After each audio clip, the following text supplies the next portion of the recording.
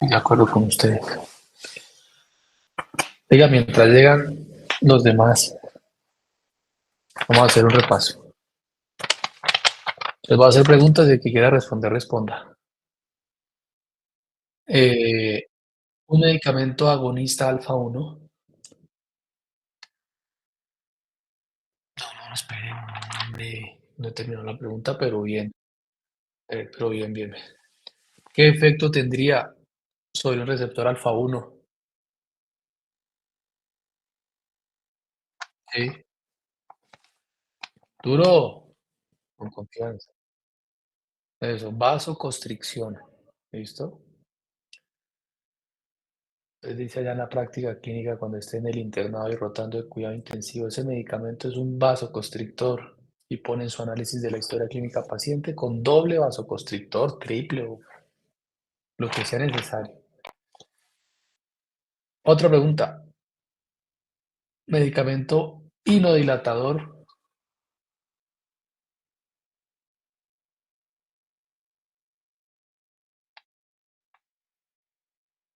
El labetalol, Ino. Bien, el no sé lo labetalol, que es eso. No. El labetalol es un dilatador, pero es un inotrópico negativo, entonces no puede ser un inodilatador. Sería como, o sea, es un hino negativo, de hecho. ¿Listo? Inotrópico negativo. Eh, ¿Cuál de todos estos principios activos es un agonista beta de corta acción? Indacaterol, salmeterol, salbutamol o formoterol. El salbutamol. ¿Por cuál, por cuál reacción adversa o no? ¿Por cuál mecanismo de acción los agonistas beta producen disminución de los niveles de potasio?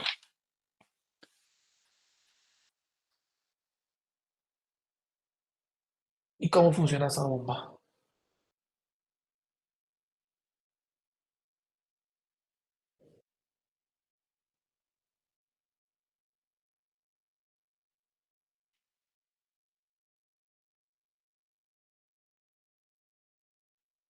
¿Todos de acuerdo con lo que dice Cristian o alguien está en desacuerdo y quiere presentar una objeción?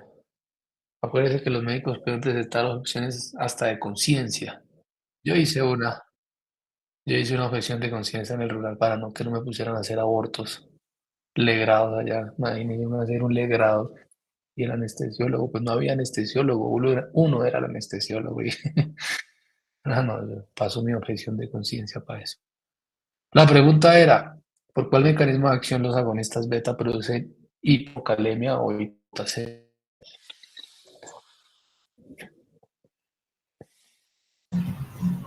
porque todo el potasio extracelular se comienza a meter a la fibra. Sí, pero ¿cuál es el mecanismo de eso? ¿Por cuál mecanismo? Porque el potasio puede entrar por una bomba o porque difunde o porque se abre una corriente rápida de potasio. La bomba sodio-potasio TPA. ¿Y cómo funciona la bomba? Sale sodio, entra potasio.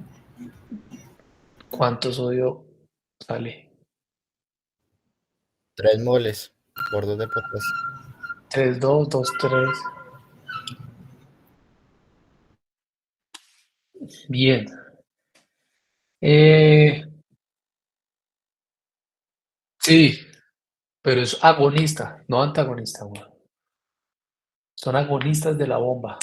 Son estimulantes de la bomba de sodio-potasio. ¿Listo? Y eso explica por qué cuando estén en medicina interna y cualquier práctica hospitalaria les pregunten por qué no pueden poner insulina sin tener un potasio, insulina endovenosa, ¿no?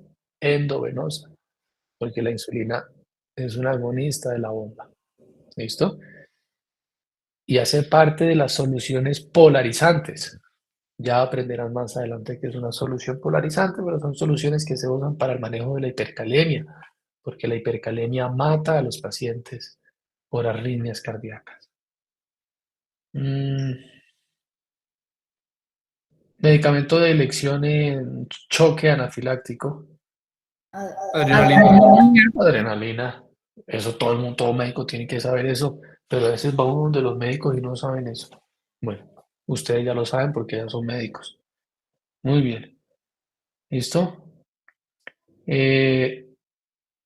¿Cuál de los siguientes no tiene efecto inotrópico importante? Norepi, fenilefrina, epi, dopa. ¿Cuál no es un inotrópico? Norepi, epi, dopa o fenilefrina o etilefrina. Feni. ¿Para qué se usa la fenilefrina? Sí.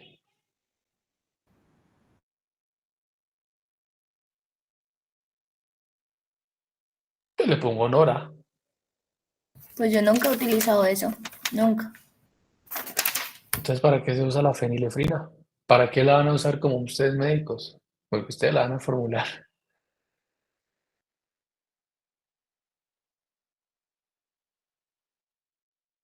Fenilefrina.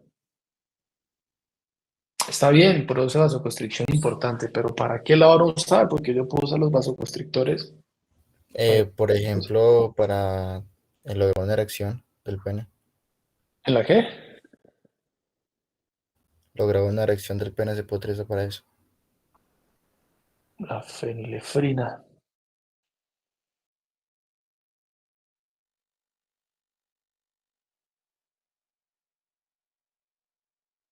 Algunos, todos los antigripales tienen fenilefrina. Yo creo que todos los antigripales de Colombia tienen fenilefrina. Advil gripa, Dolex gripa, Advil gripa noche, Advil gripa día, Advil gripa almuerzo, Pax noche día, Pax noche media tarde, lo que le quieran poner. Usualmente tienen fenilefrina.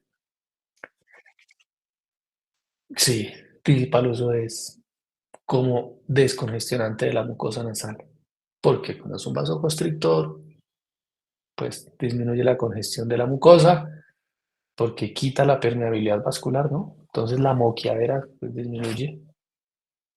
Entonces la fenilefrina se usa mucho en los antigripales. Hay que tener cuidado porque los pacientes, como tienen gripa y están desesperados, compran Dolex gripa, Advil gripa, Noravel gripa, muchas presentaciones comerciales de gripas y terminan con duplicidades farmacológicas. Y es muy grave uno tomarse un doble agente vasoconstrictor, sobre todo si es un adulto mayor. De pronto ustedes jóvenes pues aguantan ahí la crisis hipertensiva, pero un adulto mayor no tiene la misma reserva de ustedes. ¿Listo? Mm, ¿Cuáles son los betabloqueadores cardioselectivos?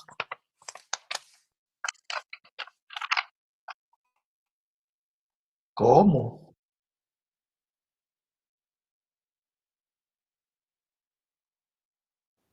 Y el propranolol. ¿Cómo?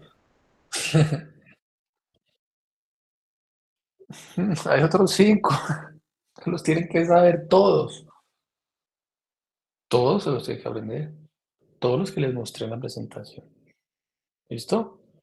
Y ahí les había dejado una tarea que es que si usted atendía a su abuelita, ¿usted cuál le iba a dar? ¿El succinato o el tartrato? ¿Qué encontraron? No, que no. Y yo les di esa tarea. Equivocado, grupo equivocado. No, profe. Ay, No, profe, no nos dejó eso. no, joder, llegan hasta la madre, decía mi profesor. Entonces, tarea para mañana. Eh, Tarea para mañana. Si quieren formular metoprolol para alguna indicación, ¿cuál prefieren? ¿El succinato o el tartrato? Porque en Colombia existen los dos. Los dos existen. Y tienen que tener criterio para escoger alguno de los dos. Lo más importante del médico es el criterio al momento de tomar una decisión. O la toma o no la toma. ¿Sí? Muy bien. Se los tienen que aprender. ¿Cuáles son los cardioselectivos? ¿Cuáles no? Y otras cositas que ya les mostré por ahí en clase. Eh,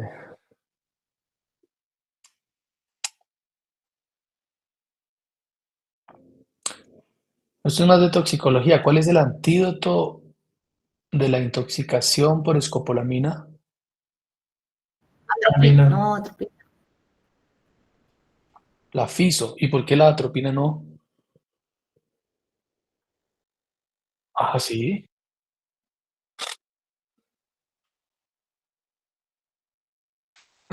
¿Cuál mata?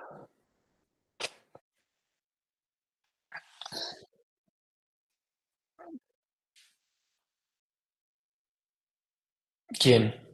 ¿La atropina? ¿Es un colinérgico? ¿El colinérgico es la atropina? ¿Sí? ¿Seguro? Ayúdele a alguien, Angeli, Toro, o a cualquier voluntario, Joeli, Giret, Stephanie, uy, acá hay dos Stephanies. Natalia Gil, Millán, Mariana, López, Dusan, Isabela Marín, Juanita, bueno, Juanita Charri ya participó. Juan Antonio, Juan Antonio, Juan Antonio se llamaba el rector de mi colegio, casi me echa. Hágale, ahora sí.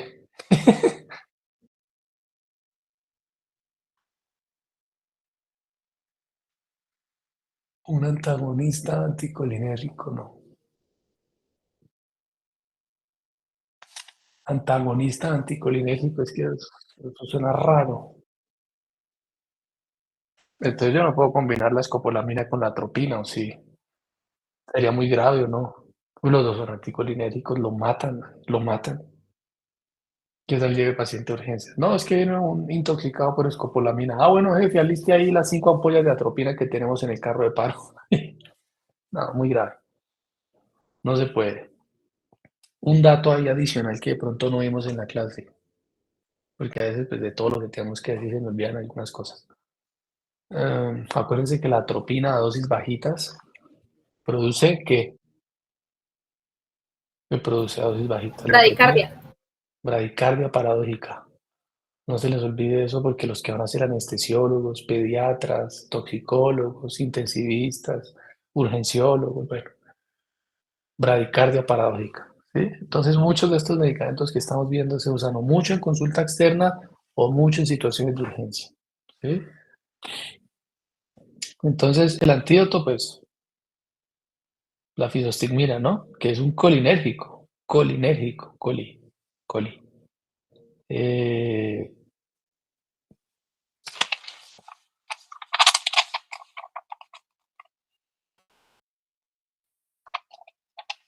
Vamos a coger aquí al dedo. María José López Heredia, debe ser. Hereño, Heredia. Ese apellido es de España. Yo, Heredia. señor. ¿La sidemilina para qué se usa? La sidemilina. ¿Cuál es el mecanismo de acción? Porque en Colombia existe ese medicamento.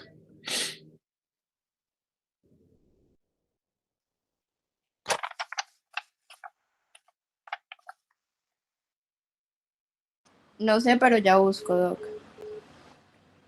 Bueno, es importante también buscar. Muy bien. Cuando uno no sabe, uno va y busca. ¿Listo? Porque muchas veces les va a pasar que les van a preguntar cosas que ustedes no saben. A mí todavía me pasa. ¿La Oiga, tal cosa. cibensolina? No tengo ni idea. ¿Otra vez la qué? ¿La cibensolina? No. Cibemilina. Sí, Listo, espera. Profe, señora. Stephanie, es lo mismo, representante. es lo mismo que la selegilina, ¿o no? No, Son diferentes. son diferentes y acabas de dar un muy buen ejemplo de dos medicamentos LASA. La selegilina es completamente diferente al cialogo que estamos hablando. ¿Qué es la selegilina, ya que la mencionas? Aprovechando. No lo hemos visto, pero Es que estaba buscando y dice que inhibe selectivamente el cerebro y ¿El es cerebro? responsable de la... Sí, así dice. Es No, que pero estaba ese, buscando ese la que dato es muy ambiguo. Pues, estaba buscando la que le estaba preguntando a María José. Dice que es responsable de la degradación de la dopamina. ¿quién?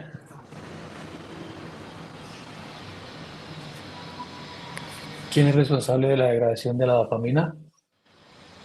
La selehilina. No, ella no degrada la dopamina, de hecho.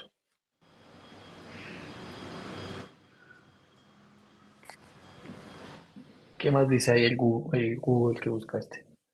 Doc, yo no encuentro ese medicamento. No, Bueno, no sé si lo estoy. y yo lo busco. Me aparece bensolina. Hola. Ahí aparece de entrada, mire, la primera pasta. Doc, me parece Aparece que es un vasodilatador. vasodilatador, no, mire, Quizlet. Sí, así me Fármacos, fármacos activadores de receptores colinérgicos. Tibemilina, un agonista de receptores muscarínicos selectivos del M3 parecido a la pilocarpina. Sjögren, el paciente con síndrome seco, revista de reumatología. Afinidad, ya sabemos lo que es la afinidad farmacológica por receptores M3, la cibenilina. Situación actual de los pacientes con serostomía, cibenilina. ¿Qué especialistas? Trastornos de las glándulas. Entonces ya como que uno sabe por dónde es que va ese medicamento. Manejo de las alteraciones de la secreción salival, sistema nervioso periférico y fármacos colinomiméticos o parasimpático-miméticos, la pilocarpina, betanicol, cibemilina. ¿Te oímos?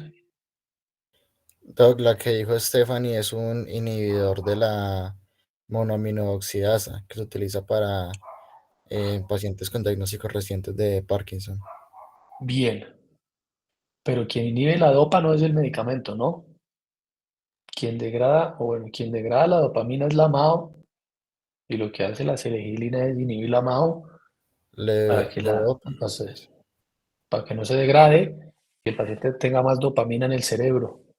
Porque no se les olvide que el Parkinson es una enfermedad que ocurre por muerte de las neuronas dopaminérgicas de la vía nigroestriatal. Hay que reemplazarle esa dopamina. Entonces la selegilina aumenta la dopamina en el cerebro a través de la inhibición, que sería su farmacodinamia. Farmacodinamia de la selegilina inhibe la MAO. ¿Qué es la MAO? La monoaminoxidasa. ¿Y esa vaina qué es lo que hace? Degrada la dopamina cerebral. Y así tiene que ser con cada uno de los API que ustedes encuentren en su vida diaria. Yo les he dicho que hay tantos medicamentos que uno no se los puede aprender todos. Pero hay uno más o menos que tiene que aprender los más frecuentes. Por lo menos apréndase 100 bien y verá que ustedes serán buenos médicos. ¿Sí? Muy buenos. Bien aprendidos. Como lo que estamos haciendo, bien aprendidos. Te oímos, alguien levantó la mano por ahí, pero la volvió a bajar, se arrepintió. Se le, se le levantó. ¿Qué derribaste el minaje?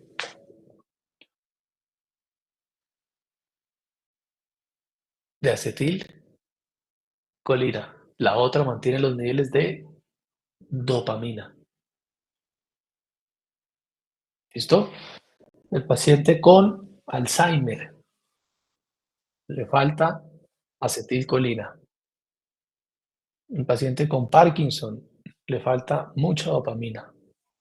Entonces los medicamentos esos para Alzheimer o Parkinson lo que tratan es de aumentar la concentración cerebral de dopamina. Y cuando ustedes revisen Parkinson, se dan cuenta que todo el capítulo les hablan de dopamina, dopamina, dopamina, dopamina, dopamina. ¿Listo? Bien. Este que otro tengo por aquí. Así para que repasemos. ¿Qué medicamento sirve para la vejiga hiperactiva?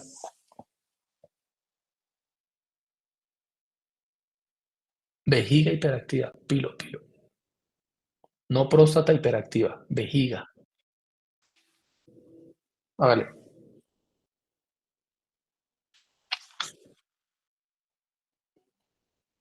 Jordán Ardila. Sofía Ana. Sofía Ana Ardila Jordán. ¿Qué opinas? Hola, profe. Buenos días, tardes. Buenas tardes, profe. ¿Qué opinas? Un medicamento que sirva para vejiga hiperactiva. ¿A ti te gusta la urología? No, todavía no, porque no he rotado en urología, entonces. Pero de Sí, pronto todavía tienes no. alguna. Te puede gustar, a veces uno le gusta algo sin haber probado. ¿Conoces algún medicamento de los que hemos visto que sirva para la vejiga hiperactiva? VHA. Profe, la oxibutinina. La oxibutinina, mecanismo de acción de la oxibutinina. Esa es una, pero hay otra. Bloquea los receptores muscarínicos del músculo de la vejiga. Es un antagonista muscarínico. La vejiga. ¿Listo? ¿Está bien? ¿Y el otro? Mirvectric. Pero ese es el nombre comercial. Ah, Y tenemos que Miravegron. Bien. Entonces, con el tiempo se irán aprendiendo los nombres comerciales, pero lo que sí o sí se tienen que saber es el nombre del principio activo, que es la denominación común internacional. Por que la norma de prescripción de medicamentos en Colombia dice que las fórmulas médicas deben ir con el nombre de la denominación común internacional. ¿Tú puedes anotar el nombre comercial? Sí, pero sí o sí hay que anotar el nombre del principio activo en la fórmula. ¿Listo? Eso es una regla universal de las fórmulas médicas. El paciente puede decir, no, pero yo soy multimillonario, es que yo tengo una finca allá en el eje cafetero y yo soy el patrón de Armenia, ¿vale? Pues si quiere gastar plata en esos medicamentos, yo le formulo los más caros si quiere. ¿Listo? Lexapro, 400.000 pesos, 10 cápsulas para la depresión. Cómprelas, pero que le da el seguro un poquito más económico. ¿Listo? Bien, muchachos, bien, bien. Entonces la idea es que pues con cada grupo terapéutico, así, preguntitas, vea, 20 minuticos, se sientan a tomarse un tinto y se repasan así entre ustedes. Oiga, dígame cuál es, como. Después de que lo repitan muchas veces, ya se les quedará para siempre. ¿Listo? Ahora sí que ya están todos conectados. Uy, no, vea, falta la mitad del curso. Bueno, no importa. Espere que me voy a quedar sin batería. ¿En qué tema íbamos? Lo último que vimos fueron los receptores colinérgicos, corticoides que se dividen en dos, en los de membrana y los nucleares. Entonces estaba explicando, lo último era sobre el receptor nuclear kappa beta y ya.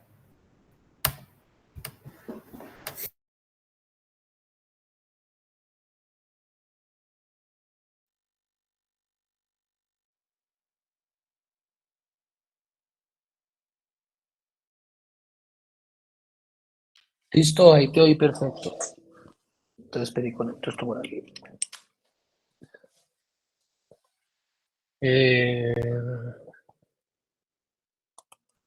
Corticoides.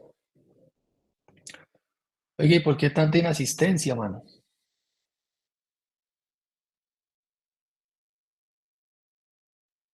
Sé que la clase está aburrida, pero bueno. Y vamos por aquí, ¿no? Tin. Todo esto ya lo vimos. Aquí. No me estás mostrando nada.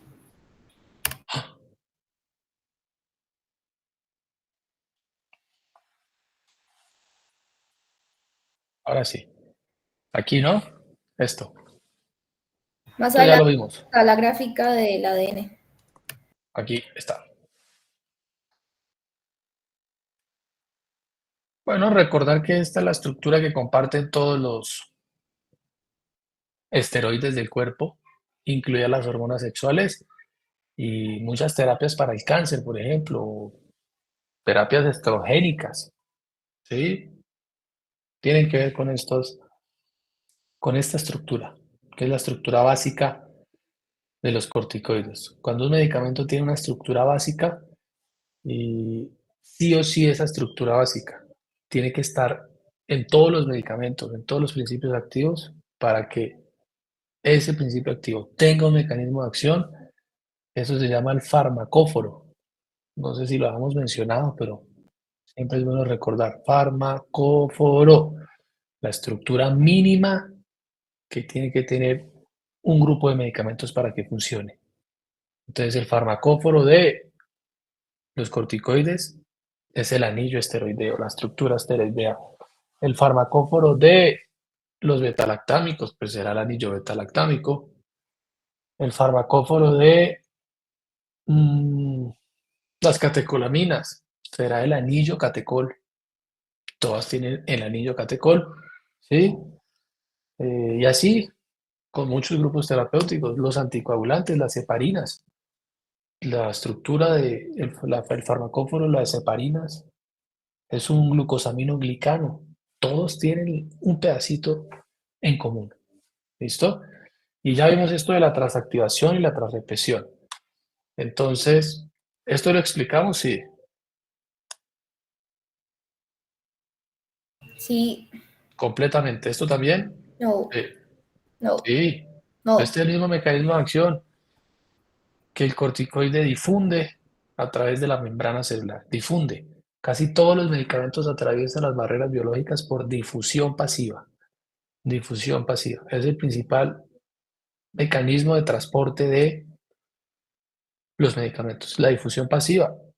Habrán otros, ¿sí? Mecanismos activos de transporte que utilizan bombas, canales también.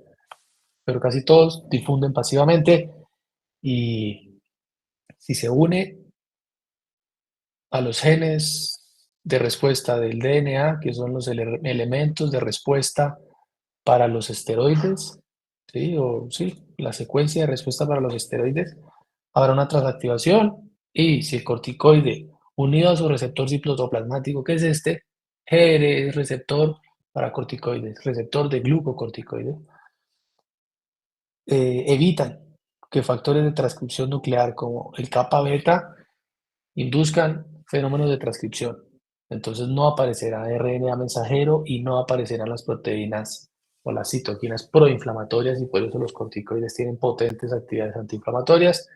Y decíamos que algunos pacientes tienen mucha actividad de las bombas de expulsión de medicamentos. Entonces hay medicamentos o principios activos que entran a la célula, pero las bombas de flujo lo expulsan. Así como los mecanismos de resistencia, ¿no? ¿Cuáles son los 4 principales mecanismos de resistencia a los antibióticos?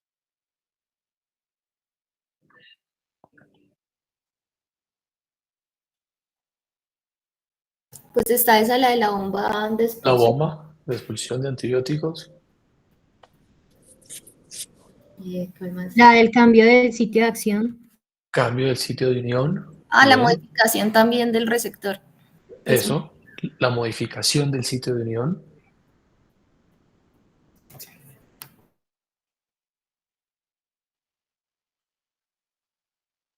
¿Aló? También la resistencia que generan por las, ¿cómo dirá? Por las presiones. Las presiones del medio ambiente o qué? ¿O cuál No. presión dices tú? Ya dijeron 2. Modificación del sitio de unión, bombas de expulsión. La degradación, por ejemplo, las beta-lactamasas. La producción de enzimas, el mecanismo enzimático. Producen enzimas que degradan a los antibióticos y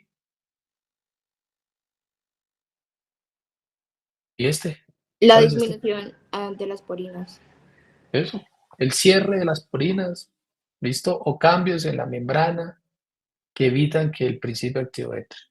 Entonces, así funcionan algunas células del cuerpo, así funcionan algunas células tumorales, ¿listo? Tienen mecanismos de resistencia para los fármacos asociados a unos genes que se llaman los genes de resistencia a medicamentos, ¿sí? Que normalmente son los MDR, genes de resistencia a múltiples medicamentos. Bien, HSP quiere decir las proteínas de choque térmico para cuando lo evalúen. Entonces aquí está el glucocorticoide que forma un dímero con otra unidad de corticoide unido al receptor que se une a ese elemento de respuesta para que ocurran los 2 mecanismos de acción, la represión y la transcripción. Y cuando se activan esos mecanismos genómicos, se sintetizarán proteínas con propiedades antiinflamatorias. Entonces aparece la anexina 1 que inhibe la fosfolipasa 2, que ya saben que la fosfolipasa 2 es muy importante para coger los fosfolípidos de membrana, convertirlos en ácido araquidónico y que por el ácido araquidónico se metan a la cadena de la ciclooxigenasa para producir las prostaglandinas. Pero la anexina 2 inhibe a estas dos, ¿sí? Y además tienen efectos sobre la quimiotaxis. Entonces disminuyen los fenómenos de adherencia endotelial, disminuyen la transmigración, que es la apédesis de las células inflamatorias. Al final el paciente hará una inmunosupresión y terminará pues desinflamado, ¿listo? Y está el mecanismo de acción no genómico que tiene que ver con la respuesta rápida de los corticoides cuando se utilizan a dosis muy altas, y esa terapia se conoce como la terapia pulso de corticoides. La diferencia entre un mecanismo no genómico y el genómico es que los mecanismos no genómicos ocurren muy rápido, pero el mecanismo genómico, que es todo esto, se demora, es más lento. El mecanismo genómico es más lento, ¿sí? Es más lento. Ahí es donde viene la pregunta. Entonces, ¿qué es más virulento? ¿Una bacteria sensible o multiresistente? ¿Qué es más en términos de virulencia? ¿Qué opinan? Las multi. No, las multisensibles, por supuesto, ¿sí o no? ¿O no? Las que son más comunes, son más virulentas, ¿Por qué? pues son más comunes. Pero en cuanto a los mecanismos de resistencia, Ah, pues la multiresistente. no, la multisensible. Usted, Porque ¿qué se demora más? Una bacteria multiresistente que tiene unos mecanismos que toman días en manifestarse y en montar toda una maquinaria genómica para producir enzimas, o una bacteria multisensible que no tiene ningún mecanismo raro y que rápidamente se puede diferenciar sin perder tiempo en montar mecanismos de multiresistencia. ¿Sí es clara la idea? ¿Qué es más fácil? Que una bacteria monte toda su maquinaria genética para expresar todos sus mecanismos, que algo que es multisensible mate al paciente en un par de horas por ser multisensible.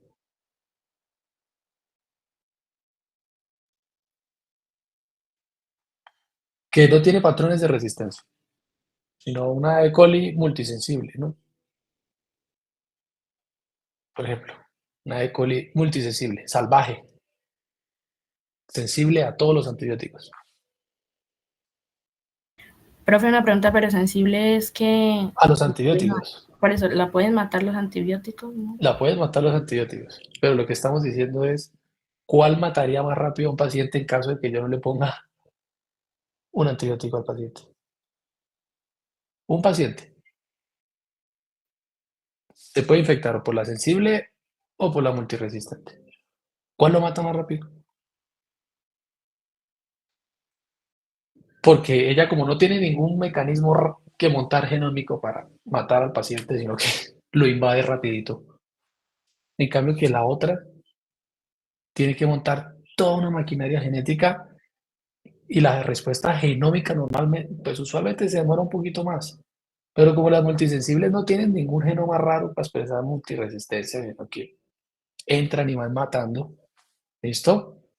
Claro, al final, ¿cuál matará más al paciente? Pues la multiresistente, porque los antibióticos no le funcionan, ¿sí?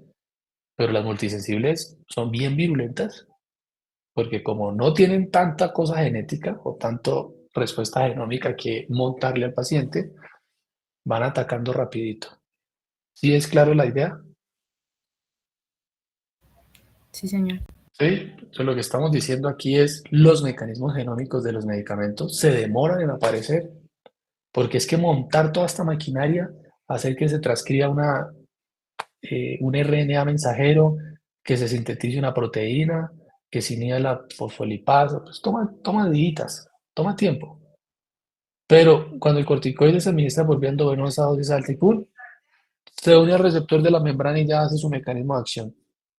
Pues el mecanismo de acción es muy rápido, ¿sí? muy rápido. Como quien dice que las bacterias multisensibles sin mecanismos genómicos complejos de resistencia enferman muy rápido a los pacientes. ¿Listo? ¿Vamos bien ahí? Excelente. Entonces aquí está una imagen más de lo que ya mencionamos. El corticoide difunde, procesos de transactivación y transrepresión para sintetizar proteínas antiinflamatorias y para dejar de sintetizar proteínas inflamatorias. ¿Listo? Y los efectos no genómicos que dependen de los receptores de membrana. Entonces, al final, los efectos de los corticoides serán la suma de sus dos mecanismos de acción, genómico y no genómico. Que el no genómico, ¿listo? Como se dan cuenta, pues se presenta a dosis altas. Y estas son las terapias pulsos de corticoide. Ustedes van a ver allá en las historias clínicas, paciente con pulso de corticoide. Quiere decir que lo pulsearon con una dosis muy alta de corticoide, buscando el mecanismo rápido de los corticoides, que es el mecanismo no genómico. Y que a dosis bajitas, por aquí, 7,5, 8, 10, 15, mecanismos de acción genómicos, pero se demoran en aparecer. ¿Bien? Pero al final, el efecto total será la suma de sus dos efectos. Entonces, una dosis bajita de corticoides en el paciente que recibe menos de 7,5 miligramos de prednisolona. ¿Listo? Por ahí está en algún lado. Menos de 7,5 miligramos. Eso es una dosis baja. 7,5, ¿sí? Dosis medias entre 7,5 y 30 miligramos. Esas son dosis intermedias de corticoide. Y altas dosis de corticoide de 30 hacia arriba, y después vienen las terapias pulso de 100 miligramos hacia arriba, que es cuando los pacientes están muy graves, muy graves. Entonces, la idea es que cuando un paciente necesite corticoides a largo plazo, por mucho tiempo, es que ese paciente se mantenga en dosis bajas de corticoides, porque las dosis bajas de corticoides tienen menos reacciones adversas. ¿Listo? Entonces la idea es que cuando ustedes sean reumatólogos, internistas, reumatólogos, se acordarán de las dosis bajas de corticoides, porque la idea es mantener al paciente con la dosis mínima de corticoides. Algunos pacientes no toleran el retiro de los corticoides. ¿Qué es que no toleran? Tienen artritis reumatoidea, tienen lupus y están con 5 miligramos. Es una dosis baja. Ustedes quieren quitar esos 5 miligramos y lo quitan y al paciente se le reactiva la enfermedad. Entonces hay pacientes que no toleran el retiro de los corticoides, pero la idea es mantenerlo con la dosis mínima necesaria, ¿sí?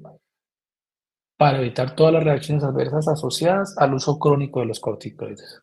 ¿Listo?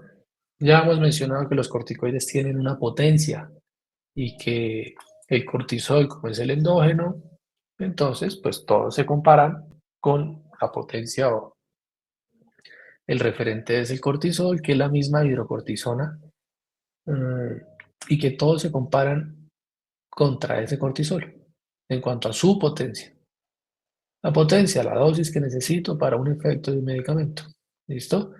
Entonces, dexa y betametasona serán los más potentes. Bueno, 25 a 30 veces más potente. ¿Sí? Ya les dije que estos 0,8 miligramos de dexa pues equivalen a 20 de cortisol. Habíamos dicho que el paciente produce 10 miligramos de cortisol al día. Entonces, con cualquier dosis de esta, prednisolona por 5 miligramos por vía al diario, pues eso equivale a 20 miligramos de cortisol.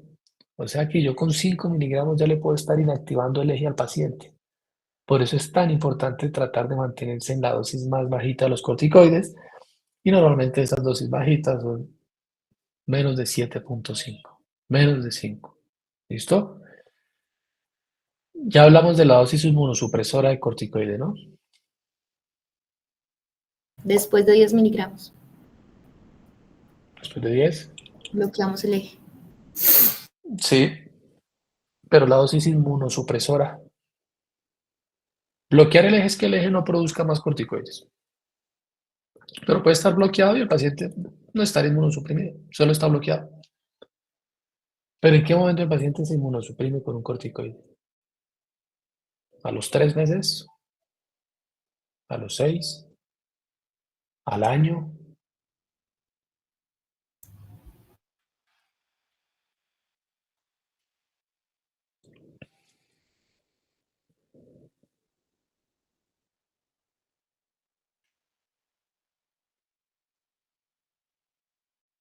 ¿15 días? ¿Listo?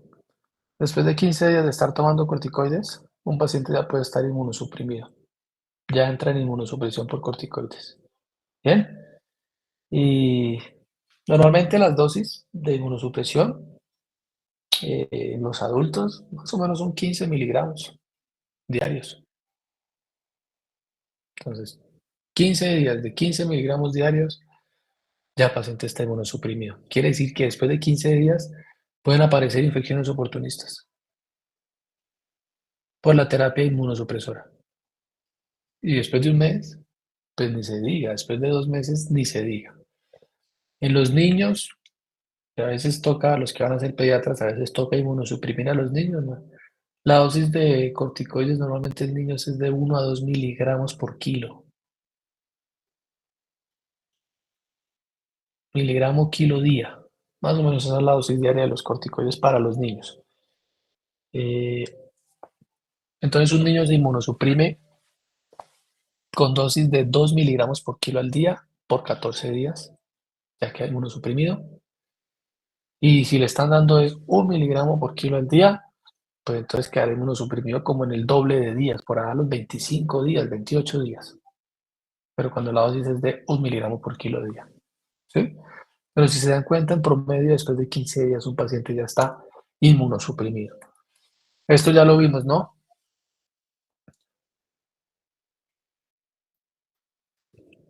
Los corticoides son muy importantes porque, por ejemplo, la dexametasona, glucocorticoide de alta potencia, de vida media prolongada, demostró durante la pandemia y de plena pandemia que los pacientes que recibían dexametasona tenían menos mortalidad cuando estaban ventilados. Y aquí hay una medida de asociación que ustedes conocen, que es la razón de tasas. ¿Listo? No riesgo relativo, razón de tasas, como quien dice que el uso de la dexametasona disminuyó la mortalidad, ¿en cuánto por ciento?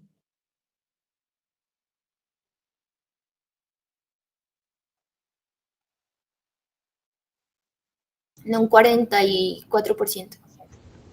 No. Ve, 46. 46. 64, ¿no? 46. Ok. Sí, 46, 36, 56.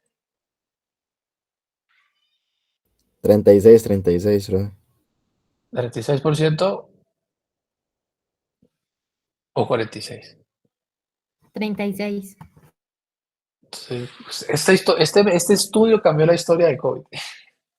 El estudio Recovery, muy famoso en todo el mundo porque entonces todos los intubados en Colombia empezaron a recibir dexametasona durante 10 días. Diariamente se le ponía dexametasona a los pacientes y la mortalidad disminuía. Problema de esto, que como los corticoides son hormonas contrarreguladoras, todos los pacientes terminaban con hiperglicemia. Siempre. Entonces, cuando ustedes usen corticoides a largo plazo a dosis alticas, hay que vigilarle el azúcar al paciente porque terminan con hiperglicemia. Y lo que hacían era pues ponerle insulina de forma transitoria. Les ponen insulina y ya, se regula la glicemia. Pero este estudio cambió la historia del COVID. ¿Sí? Como ya no hay tanto COVID, pues, pero todo el mundo lo conoce. ¿Mm? Pacientes ventilados. Pero en los pacientes no ventilados, la mortalidad con DEXA aumentó. ¿Listo? Entonces la indicación era que el paciente se le prescribía dexametasona siempre y cuando estuviera intubado, porque los que no necesitaban oxígeno suplementario, al darles dexa, se morían más. Mire, se morían un poquito más. Bien, para tener ahí en cuenta ese dato. Reacciones adversas de los corticoides retrasan el crecimiento en los niños. Los niños pueden quedar más chiquiticos si usan corticoides de forma crónica, incluso corticoides nasales, porque esos medicamentos tienen absorción sistémica. Los corticoides que se aplican en la piel tienen biodisponibilidad sistémica, están asociados a glaucoma, están asociados a Cushing por corticoides. Y ya vieron Cushing en seriología, ¿no? Facies en qué es que se llama eso. En luna llena, Facies de luna llena, la joroba de búfalo. las estrías, ¿no? Obesidad, dislipidemia, diabetes, un Cushing por corticoides. ¿Listo? Osteoporosis. Osteoporosis. Todos los pacientes con enfermedades autoinmunes que tomen corticoides a largo plazo, siempre les piden una DMO, más adelante sale por ahí, una densitometría ósea. Y ya les dije que Colombia tiene una guía de práctica clínica para el tratamiento de pacientes con osteoporosis inducida por corticoide. ¿Lo hemos mencionado? ¿No? Sí, sí. Sí, profesor, me mostró la guía. Yo les mostré aquí la guía TIN, osteoporosis inducida por corticoides, y de eso ustedes encuentran toda la información que quieran, ¿sí? Mira, está UpToDate, que es la que tienen allá en la CUE para estudiar, que es muy buena plataforma. Evaluación de osteoporosis por corticoides, osteoporosis por corticoides, corticoides. Muy bien. Esto no se les puede olvidar nunca, para que no les pase lo que yo vi en el rural. Una señora llevaba 10 años tomando corticoides porque un médico una vez le mandó corticoides para un lumbago. Un lumbago. Y yo la vi un día. Señora, ¿usted por qué toma corticoides? Un doctor me dijo que eso me quitaba el dolor de espalda. No tenía lupus, no tenía artritis. No. Señora, le va a pedir una resonancia no me acuerdo que le pedí, la columna. Osteoporosis de toda la columna tenía, con fracturas vertebrales y no. Se la mandé al neurocirujano y bueno, ¿listo? Y ella fue a la consulta, Rosa se llamaba, no se me olvida el nombre, para que yo le reformulara los corticoides. Y yo le dije, ¿usted cuánto ya tomando eso? 20 años. No, mija. Se me va para segundo nivel, porque hay que quitarle el corticoide y hay que ver cómo está usted por dentro, porque no les va a pasar lo que yo vi. Muy bien, disminuye el recuento de glóbulos blancos, entonces produce leucopenia, infecciones, hiperglicemia, producen diabetes, aumentan apetito, trastornos emocionales. Entonces los corticoides producen desórdenes neuropsiquiátricos. Y la idea es que siempre que ocurra un mecanismo o que uno tenga una reacción adversa, uno estudie por qué ocurre. ¿Por qué ocurre? O sea, ¿por qué hace que un corticoide genere depresión en un paciente? Ideación suicida o trastornos neuropsiquiátricos. ¿Listo? Y esa pregunta me la ha hecho un estudiante de la CUE hace mucho tiempo. Y me dijo, profe, ¿por qué? No tengo ni idea. Sí, no tengo ni idea. Pero ayer salió un artículo que no me he leído. Sí, lo escribió el profesor Calderón.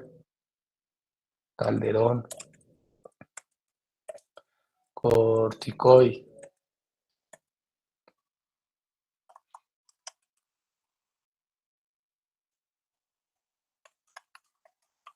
Ayer se lo vi que lo publicó.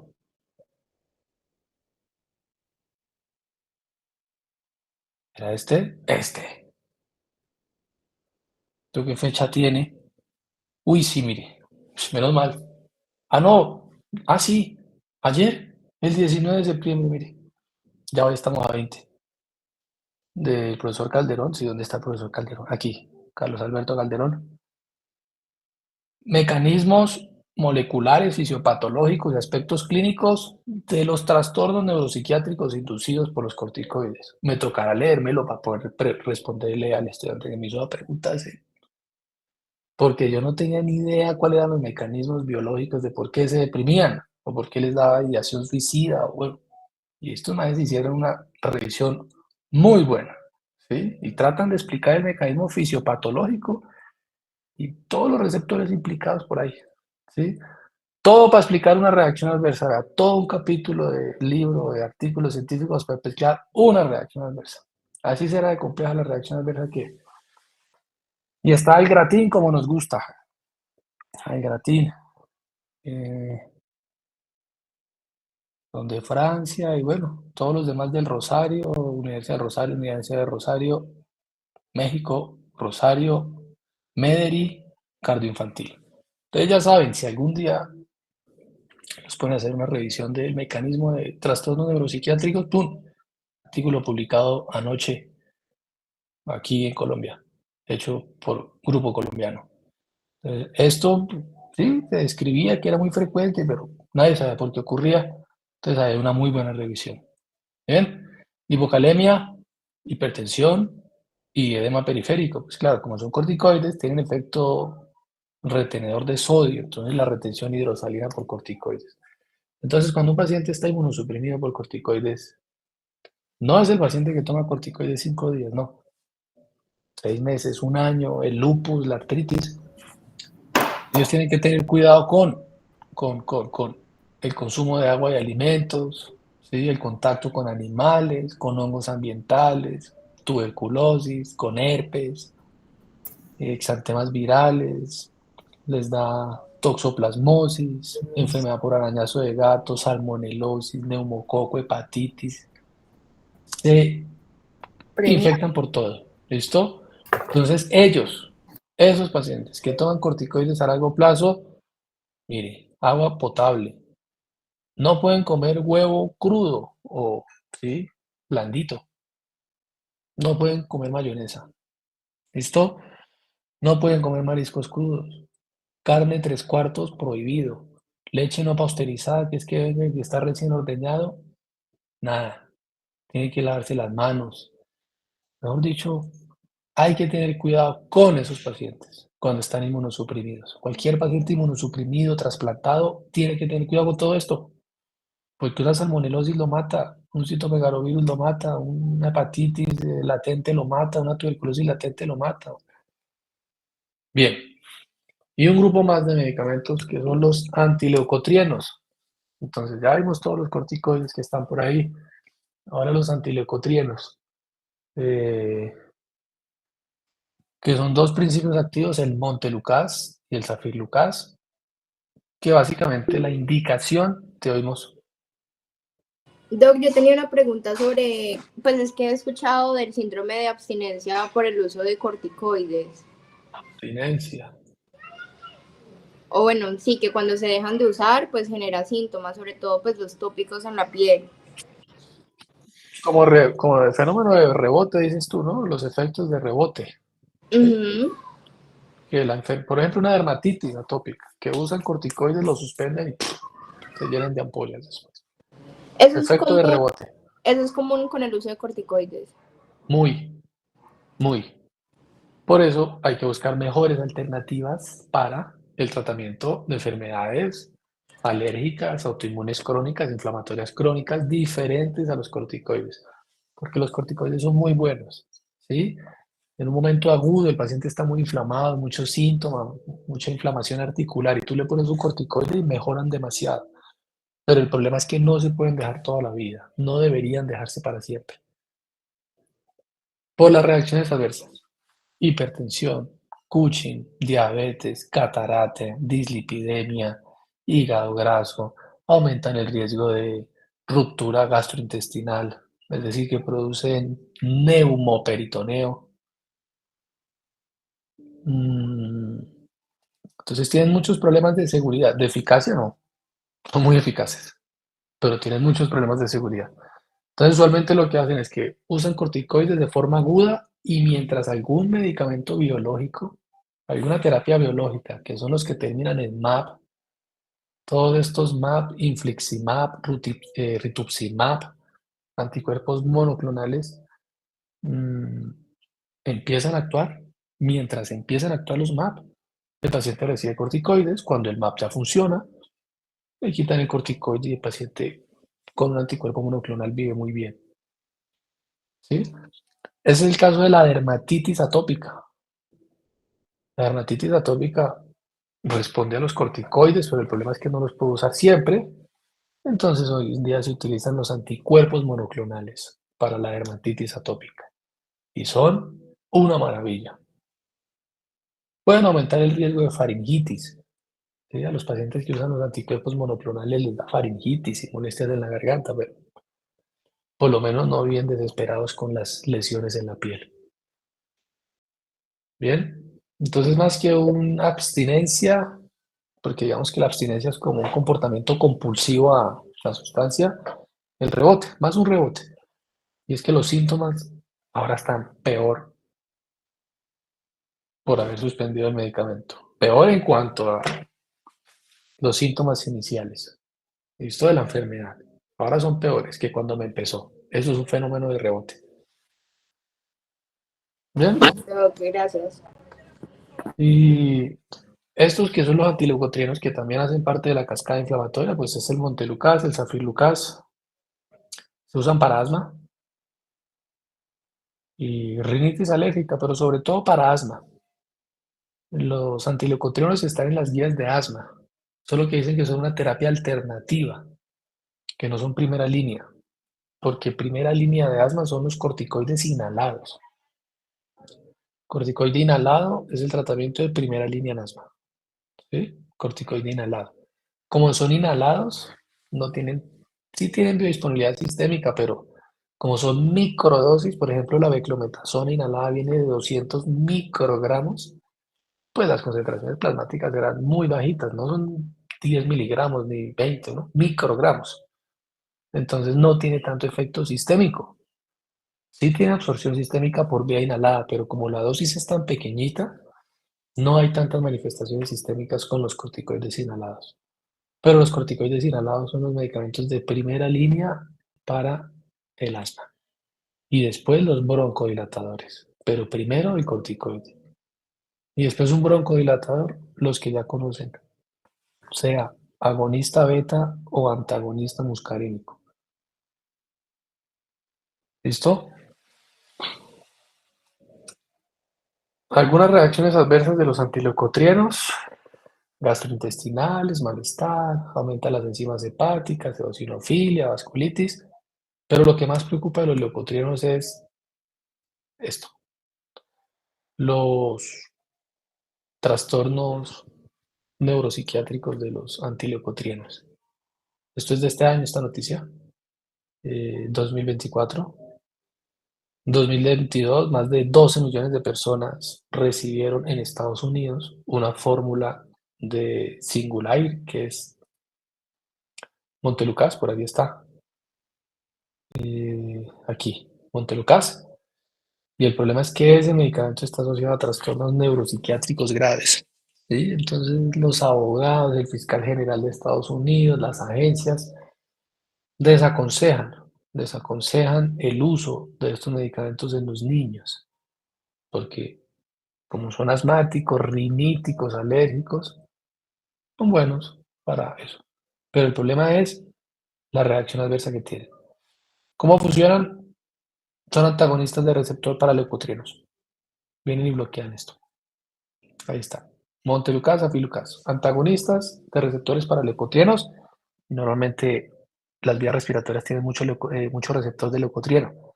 Entonces, cuando hay una enfermedad inflamatoria crónica, asma, ¿sí? Remodelación de vía aérea, bueno, hay broncoespasmo, eosinofilia y edema. Y eso genera los síntomas del paciente asmático: sibilancias, tos, expectoración, dolor torácico, dificultad para respirar. Entonces los antileucotrienos bloquean esto, bloquean esto. Decíamos en una clase por ahí que los AINES no son tan chéveres para pacientes asmáticos, porque como los AINES bloquean la ciclooxigenasa que está por aquí, bloquean esto, entonces todo el ácido araquidónico disponible se va por la vía de los leucotrienos.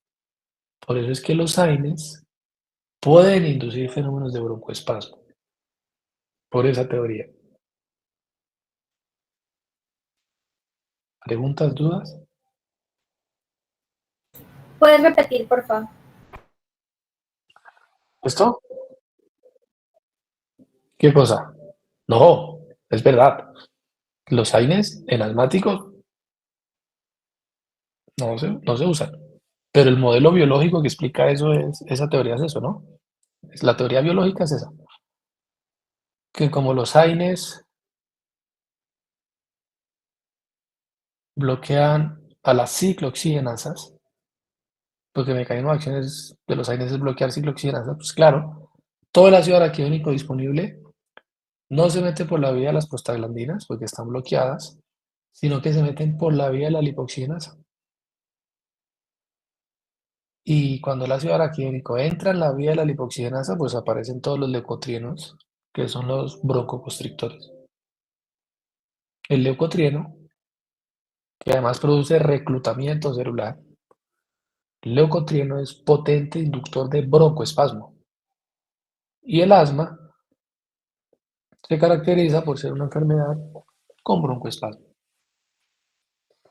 Entonces, si uno googlea eso rápido, si uno googlea ahí AINES y broncoespasmo, ahí sale, ¿no? Asma asociado a intolerancia a los AINES. Entonces, eso también tiene revisiones, ¿sí? Eso también tiene revisiones. De qué pacientes que son intolerantes a los AINES y que son muy asmáticos, ¿sí? Uso de antiinflamatorios en asma. Enfermedad respiratoria exacerbada por AINES, ¿sí? Entonces hay que tener en cuenta eso. Esto tiene hasta un nombre. Enfermedad respiratoria exacerbada por la aspirina. ¿Sí? Hay pacientes que toman aspirina y hacen broncoespasmo. ¿Sí? ¿Y cuáles son esos pacientes? ¿Cuáles son esos pacientes? Los que tienen asma, esa es la tríada de Samter, tienen asma, tienen pólipos nasales y son intolerantes a los AINES. Ibuprofeno, aspirina. ¿No? Preguntas, estimados.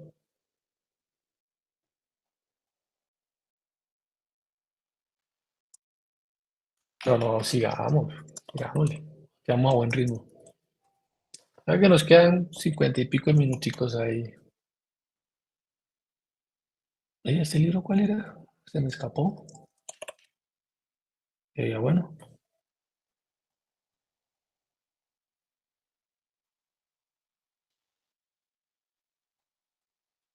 Se me escapó el libro. ¿Quieren un descansito de 5 minutos o qué? Bueno, hágale. Bueno, son las 5:13. 5:18 los espero.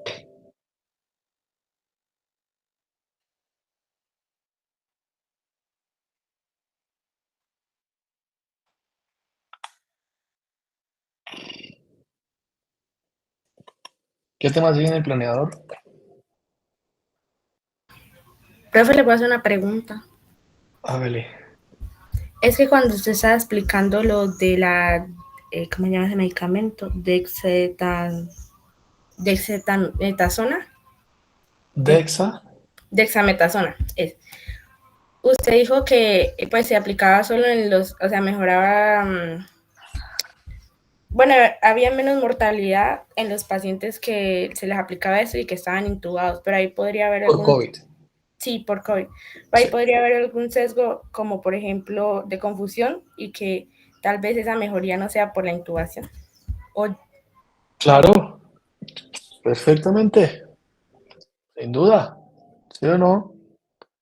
Y eso es lo que hacen los modelos multivariados. Cogen todas las variables que pueden incidir sobre la variable de desenlace y hacen un modelo y pueden razonablemente decir que los resultados que ellos están viendo en el estudio no dependen por la intubación, es decir, que la mortalidad no disminuyó por la intubación, sino que fue por el corticoide, ¿sí? Porque lo otro aplicaría y uno dice, oye, pero en estos que no estaban intubados y no necesitaban oxígeno, darles dexametasona los mató mal. ¿Y por qué se morían más? Por la dexa. Porque como la dexa es un inmunosupresor, Entonces yo necesito mi sistema inmunológico competente para que me defienda del COVID. Pero si yo quito la competencia del sistema inmunológico con un corticoide que es antiinflamatorio, el COVID termina de matarme. Entonces la inflamación es un mecanismo de defensa, lo salva a uno en muchas situaciones. Pero una inflamación exagerada, es tan exagerada que el paciente tiene que estar intubado, lo mata. Por eso es que los corticoides en cuidado intensivo se usan sobre todo en pacientes severamente inflamados. Pero lo que tú dices es completamente válido. ¿Será que esta mortalidad no tiene que ver es con la ventilación? Seguro que ellos hicieron ajuste por variables y análisis estratificados para decir, no se salvan más por la ventilación, se salvan más por la DEXA. ¿Listo? Ah, Y sí. ojo, estos ventilados, ellos tenían un grupo que estaba intubado, pero que no recibían corticoides. Es decir, que estos dos grupos eran muy parecidos entre ellos, muy parecidos.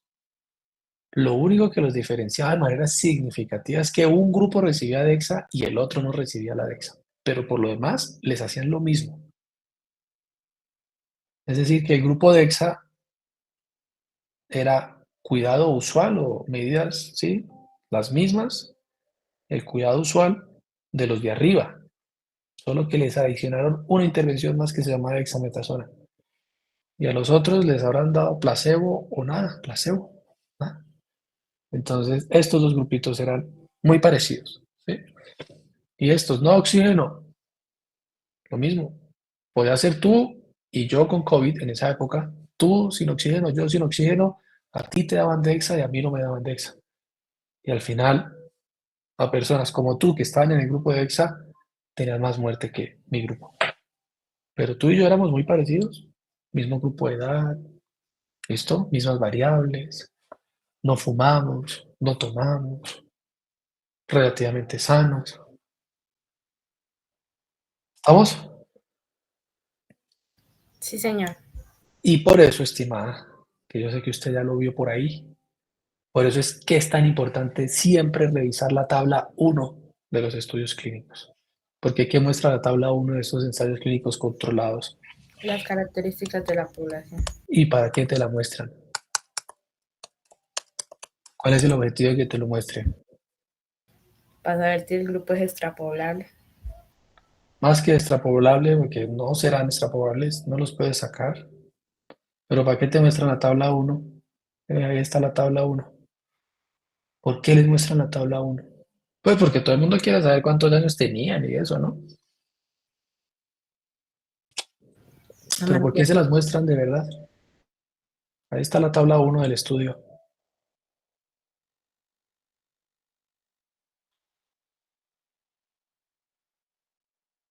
Para ver qué tanto se parecen los de cuidado usual versus el grupo de dexametasona. ¿En la edad se parecen o no? El promedio de edad, Sí, unos tenían 65.8 años y los otros 66.9 y la desviación estándar de uno era 15 y el otro era 15. Prácticamente tenían la misma edad. Prácticamente tenían la misma edad. ¿Listo? Y estos paréntesis lo que dicen es que vea, dexametasona, el 56% tenía alguna de estas condiciones y el 56% de los otros también la tenía. Estos 25%, estos 24%, estos 28%, estos 27% tienen casi la misma prevalencia de las variables, la misma prevalencia de las variables, ¿sí? De los 8 en dexametasona, el 8%, que eran 166 participantes del grupo DEXA, el 8% tenía falla renal severa, pero los que estaban en cuidado usual sin DEXA, el 8% tenía la misma condición. O sea que los grupos se vuelven comparables y así es como se empiezan a eliminar los sesgos. Entonces la tabla 1 siempre me la muestran para ver qué tan comparables son los grupos. Porque si aquí me dicen, no, es que el grupo DEXA tenía 100 años y el grupo cuidado usual tenía 30 años, hombre, seguro que los de 30 años, solo por tener 30 años, sobreviven más que un señor de 100 años. ¿Listo? ¿Y así? Entonces, por eso esta tabla 1 es siempre importante en los ensayos clínicos, para ver si los grupos son comparables, porque si yo veo muchas diferencias entre las variables de cada grupo, esos manes no se pueden comparar entre ellos. No puedo comparar peras con manzanas, ¿no? Bueno, Gracias, profe. se nos alargó el tiempo aquí hablando, pero buena la pregunta, interesante. Listo. Ahora hablemos de...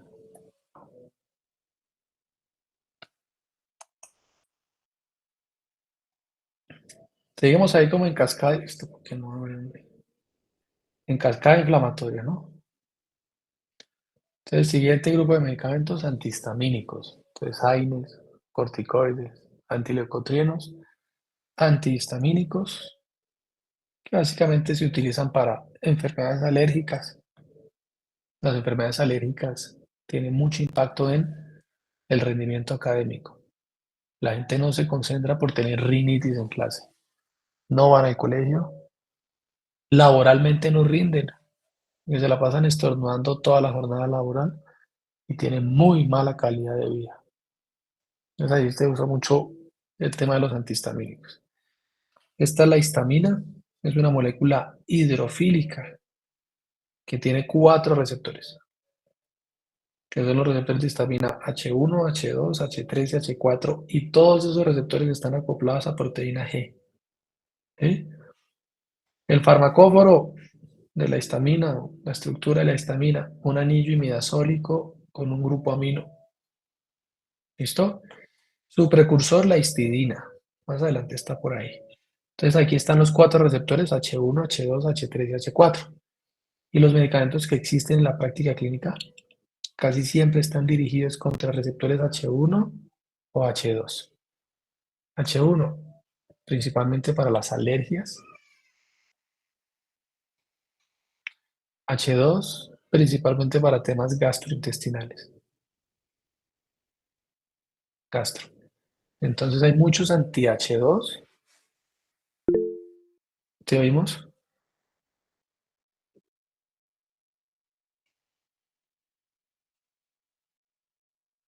Sí, estos, todos los de primera generación, tienen propiedades antimuscarínicas.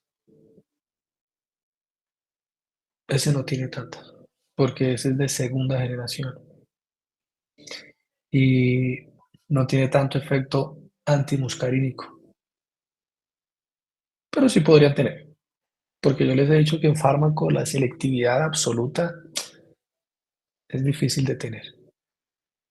Principios activos siempre se unen de forma preferente a un sitio, pero no quiere decir que solo a ese sitio. Pueden tener un poquitico de unión a otro.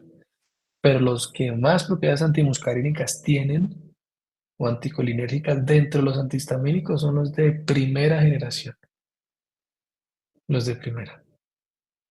¿Bien?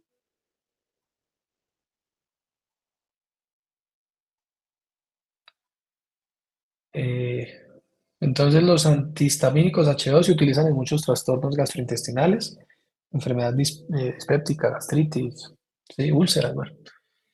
Y los anti-H1, antihistamínicos de tipo 1, son más para las alergias, rinitis, cuadros gripales, ¿sí? Prurito, rasquilla, picaduras de insecto, urticarias. Listo. Ejemplo, la clorferinamina, un anti-H1. Ejemplo de un anti-H2, la ranitidina, actualmente no disponible en el mercado. ¿Profe, esa ranitina la sacaron o qué pasó? La ¿Por qué? sacaron, O sea, ya no se utiliza en Colombia. ya no se utiliza en Colombia.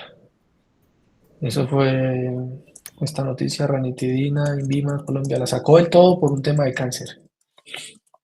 Pero era el medicamento más usado en Colombia. En el 2020 la Agencia de Medicamentos de Colombia dijo todas las presentaciones de ranitidina orales y después sacó todos los inyectables. Y ya, y nos quedamos sin ranitidina. ¿Listo?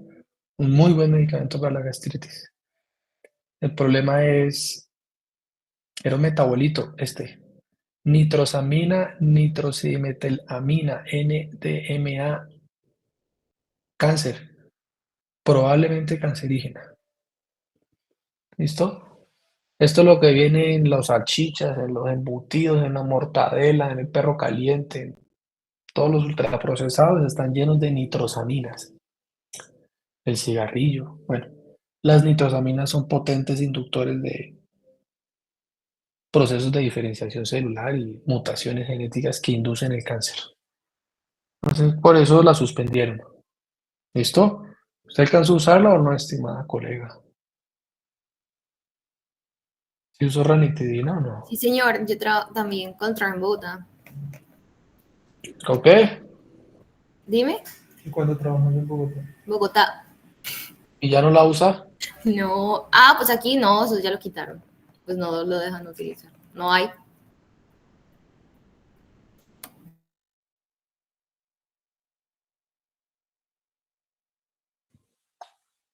Vea, yo me quedé con una de recuerdo. Ahí toda está. Llamen al envío. Vea, Está vencida. eso ni se ve. Lo que yo les decía. Eso ni se Hay ve, eso está que, recuerda que aquí lo recontravencido. estamos grabando, profe. No, hay que guardar.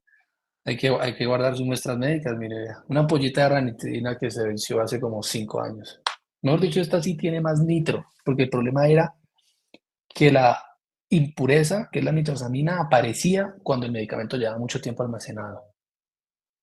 En muestras que llevan mucho tiempo almacenadas, como esta, ¿sí? Toca abrirla y probar a ver si es verdad que tiene el compuesto o no. Dejémosla por ahí. Tal cual. Por ahí tengo varias muestras. El otro día me encontré unos parches de fentanil también y buprenorfina. Ya están vencidos, pero por ahí los tengo. En la clase de opioides los muestro. Entonces, ranitidina fuera del mercado, pero hay unas que todavía se utilizan. ¿Listo? ¿Por qué la histamina es importante? ¿Por qué la histamina es tan importante? Porque participa en la respuesta alérgica inmediata. Y esta respuesta alérgica inmediata son las reacciones de hipersensibilidad de tipo 1, que ya vimos, producción de ácido gástrico, y participa en la liberación de neurotransmisores en el sistema nervioso central y periférico. Entonces es muy importante para dormir, para aprender, para la memoria, para el ejercicio, la vasodilatación, la respuesta inflamatoria. La histidina es el precursor, así como la tirosina es el precursor de las catecolaminas. Se sintetiza de forma abundante en los mastocitos, que son las células cebadas, basófilos, en la piel. Por eso cuando uno tiene una alergia, rasca tanto la piel. Las células enterocromafines de mucosa gástrica, muy importante para la producción de ácido clorhídrico. La histamina tiene receptores histaminérgicos en las células parietales para producir HCl. Por eso es que hay anti-H2 para las gastritis y neuronas del sistema nervioso central que lo mantienen a uno súper despierto cuando hay buena cantidad de histamina. Pero cuando me la quitan, me quedo dormido. Y además de que me quedo dormido, no aprendo. ¿Sí? Entonces, ojo que hay estudios que dicen que los pacientes que toman antihistamínicos todos los días tienen déficit cognitivo. No aprenden. ¿Sí? No aprenden por tomar antihistamínicos. ¿Bien? Entonces, altas concentraciones, célula cebada, piel, mucosa bronquial y mucosa intestinal. ¿Listo?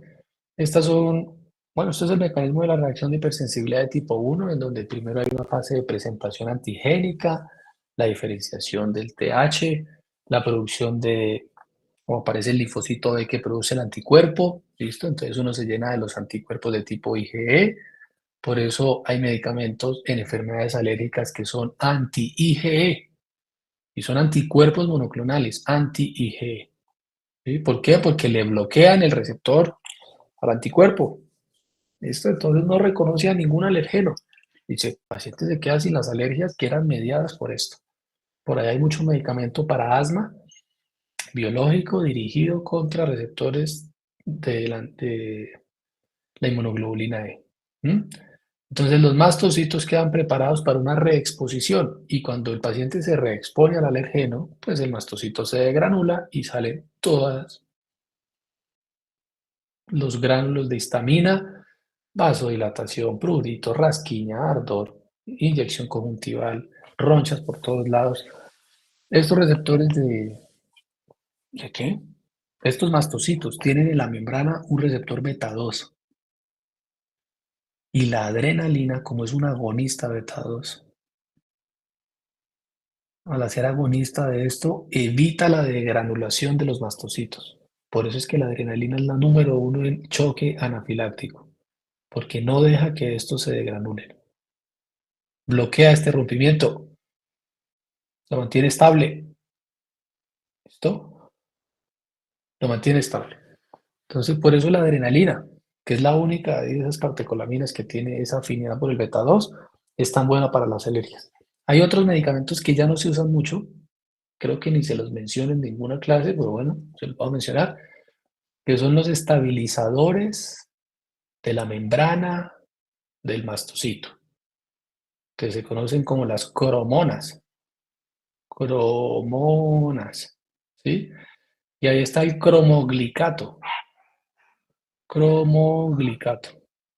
Esos medicamentos son estabilizadores de las membranas de los mastocitos y se conocen como las cromonas, pero su eficacia es tan mala, como no es tan chévere, hay medicamentos más eficaces, esta cromona, esto, eh, que ya no se utilizan tanto. En la EPS reparten mucho cromoglicato de sodio para la rasquilla, todavía se vende y se seguirá vendiendo y ustedes formularán esto, ustedes lo formularán.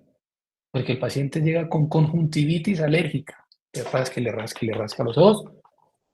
Bueno, esto es un antialérgico para los ojos, una cromona, ¿sí? Es un estabilizador de la membrana del mastocito. ¿Listo? Pero también hay antihistamínicos oculares, también hay antihistamínicos oculares. Ya explicamos esto de la reacción de hipersensibilidad de tipo 1. Ya conocen las otras tres. Y los medicamentos pueden tener cualquier reacción de estas, cualquiera. ¿Bien? Actúa como neurotransmisor, ácido, alergias y ojo, que hay algunos medicamentos que inducen la liberación de histamina. ¿Mm? Entonces, cada vez que uno le pone morfina a un paciente en urgencias, eso les coge una rasquiña. ¿Listo? ¿Por qué? Porque inducen la degranulación de los mastocitos. La morfina tiene ese problema. Es muy buena, la morfina es muy buena y ustedes usarán morfina. Pero si algún día ven un paciente por ahí en sala de reanimación, que quedó con una fractura abierta de tibia, peroné, que cayó en la moto, en la patineta eléctrica, no sé, y le ponen morfina, y usted se queda al lado del paciente, se da cuenta que eso empiezan a rascarse, y doctor, tengo rasquiña y no sé qué, y uno puede pensar que es una reacción alérgica severa, ¿sí? Y decir, ah, no, usted es alérgico a la morfina. Hay que diferenciar entre un choque anafiláctico versus el prurito inducido por histamina, por la morfina. Hay otros opioides que no liberan eso, ¿sí? El remifentanil, que se usa en sala de cirugía, no libera histamina, entonces el paciente pues, no se rasca, ¿sí? Si tiene mucha rasquiña por morfina en ese momento, yo le puedo poner un antihistamínico si es que le molesta mucho. ¿Listo? Lo mantiene uno despierto, ¿sí? Entonces, la histamina es importante para el aprendizaje, la memoria, mantener el balance de líquidos, la temperatura corporal, inhiben el apetito y aumentan el insomnio. Por eso es que los antihistamínicos son sedantes. ¿Listo? Son sedantes. Y si yo uso antihistamínico mucho tiempo, pues no aprendo nada. Problemas de memoria. En los niños no se recomienda el uso crónico de los antihistamínicos y yo creo que en los adultos tampoco.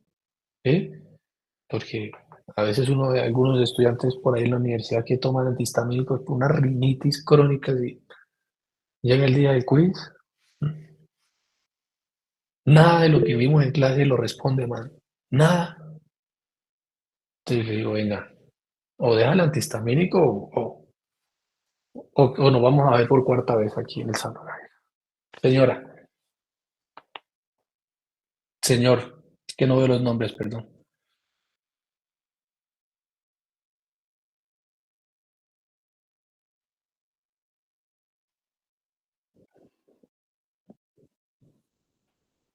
¿Cuánto tiempo?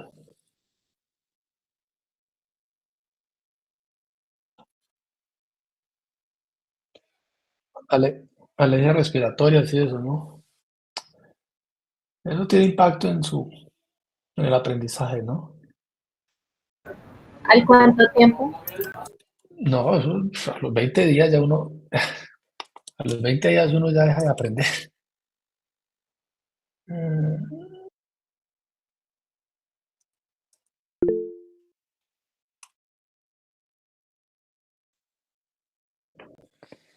Y hay estudios aquí, ¿no? Mire, efectos de los antihistamínicos sobre la cognición y el desempeño mental.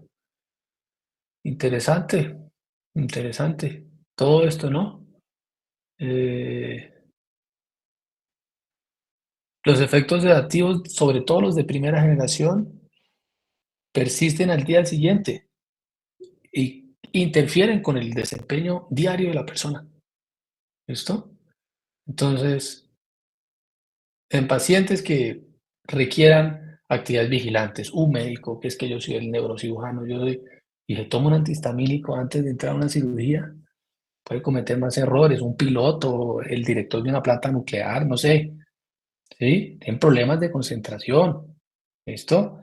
Es mejor los de segunda, porque los de segunda, como no atraviesan el cerebro, son más seguros, son más seguros. Pero no olviden esto, y de eso hay un montón de revisiones, ¿sí?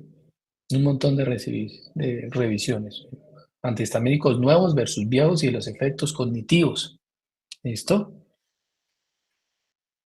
Y aquí sale, los resultados de nuestro estudio muestran que la clorfeniramina y la levocetiricina, que es de tercera generación, uno dice, pero tan segura que es, pues mire, vea, en el estudio de ellos encontraron que tiene efectos en la parte cognitiva y psicomotora. Entonces toca ver el tiempo de seguimiento de esto, ¿no? Oiga, ¿cuánto tiempo fue que recibieron los pacientes? Y aquí debe aparecer en algún lado el tiempo de seguimiento, ¿sí? 35, no, esto es la edad de los pacientes, la edad promedio. La tabla número 1, para ver si eran parecidos entre esos manes. Mire, y evalúaban primera semana a las 4 semanas, ¿sí? Entonces ya empiezan a haber diferencias de pronto desde la primera semana o después de 4 semanas de tratamiento. ¿Listo? Entonces uno puede ver diferencias rápidamente con estos antihistamínicos. Entonces hay que tener cuidado, ¿no? Profe, Sí. yo tengo una pregunta. Y, o sea, al suspender esto, el uso de los antihistamínicos, ¿nota una mejoría o De no? la parte cognitiva, Sí. claro, es que uno se la pasa foqueado con esa vaina, sobre todo con los de primera. Pero mira que hay un estudio que dice que con levocetiricina como que la cosa no va bien. Entonces, utilizar antihistamínicos de por vida puede ser contraproducente, ¿sí?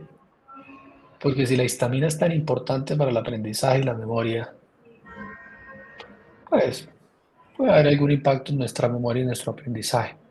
Entonces, lo mejor es usar los ciclos cortos y condiciones medioambientales y ver qué es lo que le causa la alergia, si son los alimentos, si es el polen, el polvo, los ácaros, los peluches, la cobija traída de Temu, no sé por dónde compraron la cobija, bueno, cualquier cosa. Es que cualquier cosa puede ser un alergeno. Entonces hay que tener cuidado con eso, ¿sí? Y antihistamínicos a largo plazo, no tan chévere. Y en niños que apenas el cerebro se les está desarrollando, pues ni se diga. Yo creo que el impacto puede ser mayor en niños que en un adulto, porque en un adulto el cerebro ya está desarrollado, pero en los niños puede ser peor. Tocará leerlo, ¿sí? Tendremos que leer, seguir leyendo. Dios mío.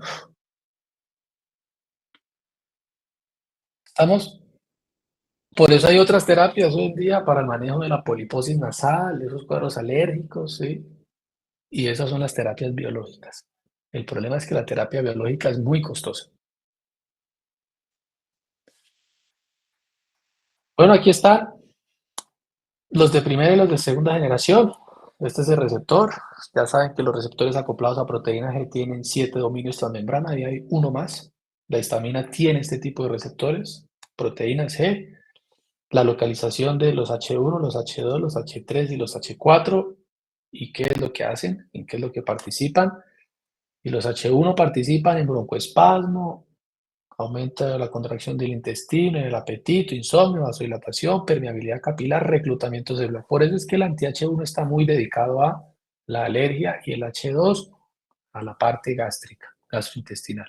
Entonces los principales usos son cuadros alérgicos, ¿sí? Son muy buenos, pero es mejor utilizarlos por cortos periodos de tiempo. Cortos periodos de tiempo. Además, que los pacientes hacen tolerancia con los antihistamínicos, porque los receptores se desensibilizan y se les esconden. ¿Listo? Entonces los pacientes lo manifiestan. Llevo 2 meses con loratadina y ya no me sirve.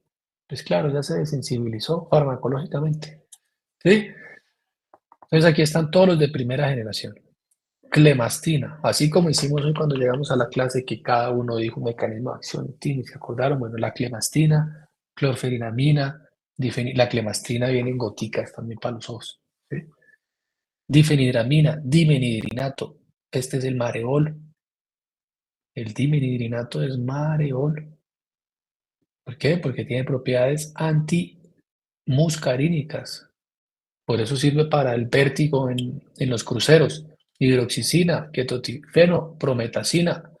Segunda generación, cetiricina, loratadina, leocetiricina, fexofenadina, desloratadina. La principal diferencia entre estos es la barrera hematoencefálica. Los de primera atraviesan mucho la barrera hematoencefálica, los de segunda no tanto. O sea que los efectos adversos o las reacciones adversas de los de segunda generación son más bajitas. No vamos a decir que nunca producen sueño. Hay gente que toma loratadina y le da sueño, siendo de segunda generación. ¿Sí?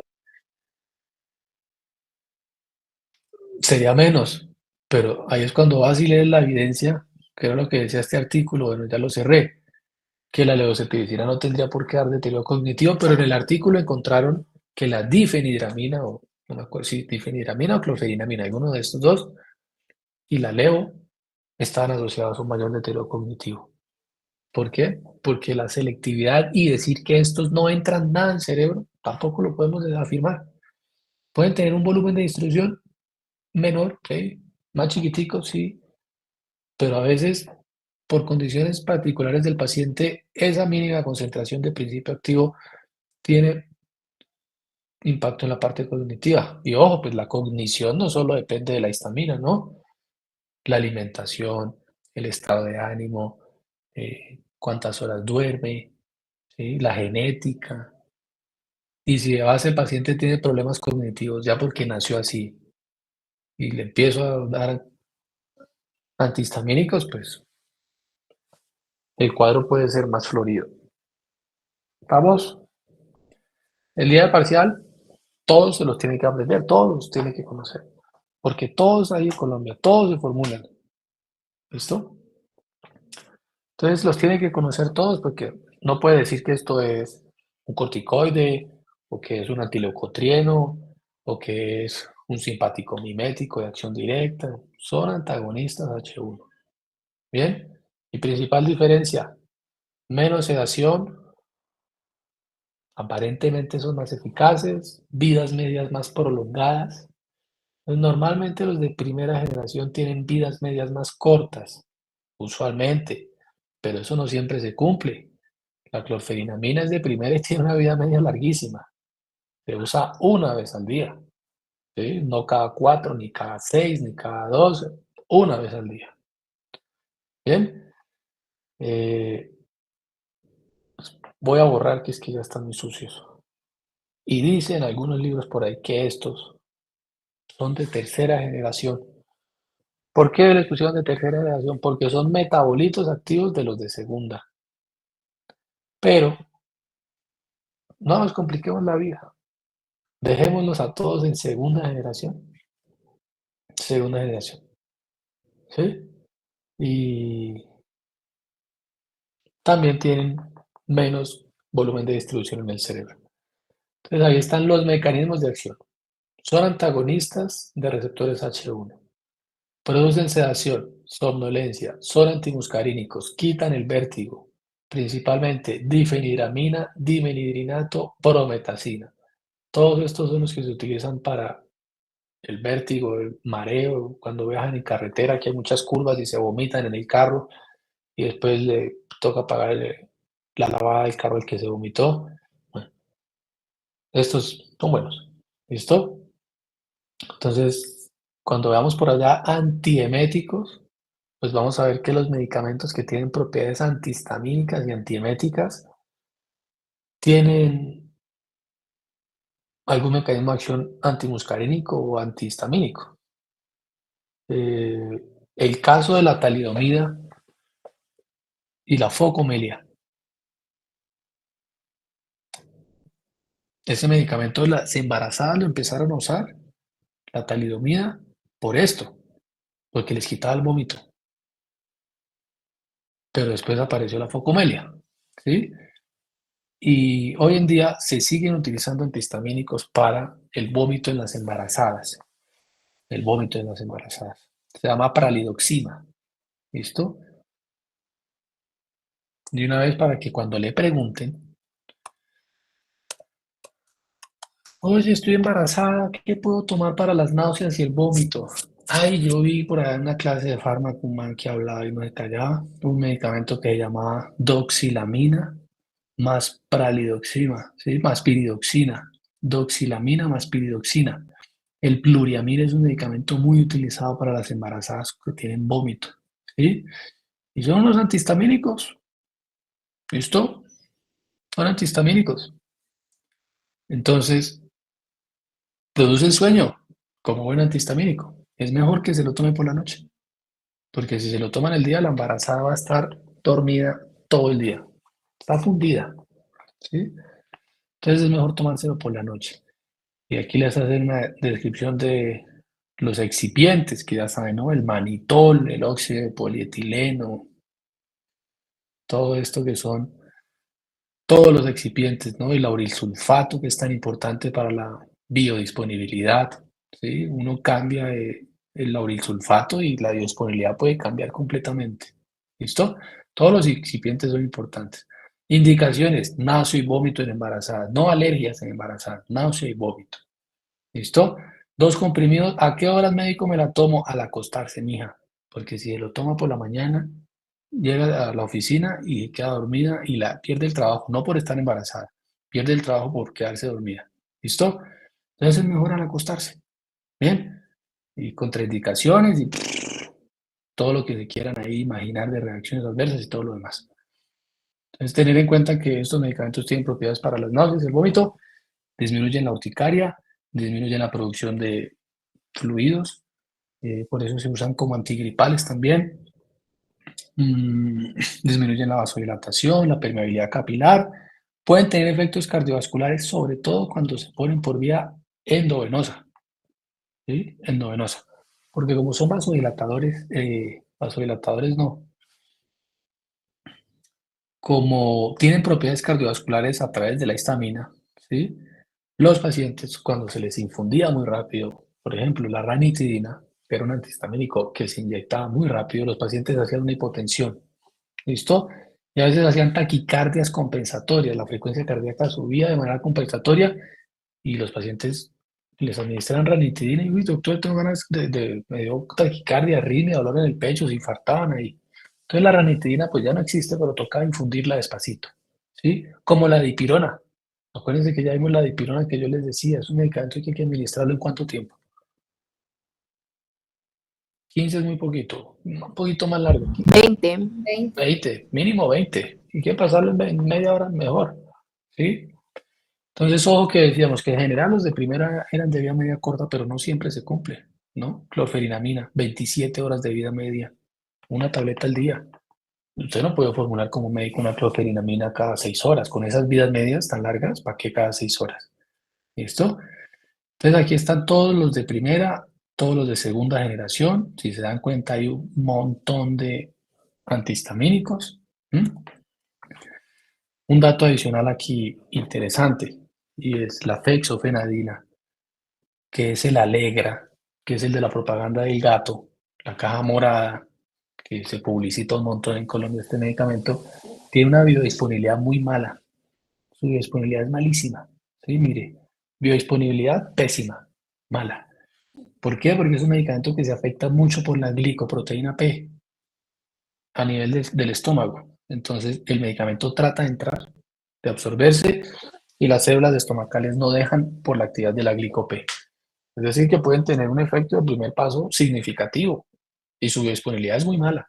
Y por eso uno dice que la clorferinamina viene de 5, 10 miligramos y que esto, por su biodisponibilidad tan mala, viene de 110 miligramos. Mucho principio activo en una tableta. Si ustedes ven las presentaciones de los antihistamínicos, todos vienen de 5 y de 10 miligramos. Pero esto viene de 110, 120. Eso es mucho miligramaje para un medicamento antihistamínico. ¿Por qué? Porque es que su disponibilidad es tan mala que los desarrolladores de medicamentos tienen que poner más ingrediente dentro de la tableta. Y eso aumenta el costo de producción. Porque no es lo mismo pagar por 5 miligramos de principio activo que 100, 120, 500, 1000 miligramos, etc, etc. Bien, en cirrosis, estos tienen poco metabolismo hepático, es razonable utilizarlos en pacientes con cirrosis. Ahora, ¿cuál es el mejor de todos? Es muy difícil responder esa pregunta. ¿Cuál es el mejor antihistamínico de todos? Entonces han hecho estudios comparando diferentes antihistamínicos con diferentes parámetros. Lo que les decía, miren estas dosis de estos con la dosis de la fexofenadina, que es muy mal absorbido, tiene una biodisponibilidad malísima. Por eso tanto miligramaje en la tableta. Entonces aquí están todas las características farmacocinéticas, unión a proteínas plasmáticas, fracción libre del medicamento, vida media, constante de inhibición, porcentaje de ocupación de receptor a las 4 horas, a las 24 horas, inhibición de la roncha, ¿sí? En las primeras 4 horas, inhibición de las ronchas 24 horas después, inhibición del eritema, porque como toda la eficacia del medicamento o de estos antihistamínicos se basan en las ronchas, ¿cuánto le dejó de rascar? La roncha desapareció, la roncha ya no está roja, ya no le pica. Y si se dan cuenta, pues son como muy parecidos, ¿no? Son como muy parecidos. Quizás la levocetiricina tiene un poquito mayor de inhibición del eritema, ¿listo?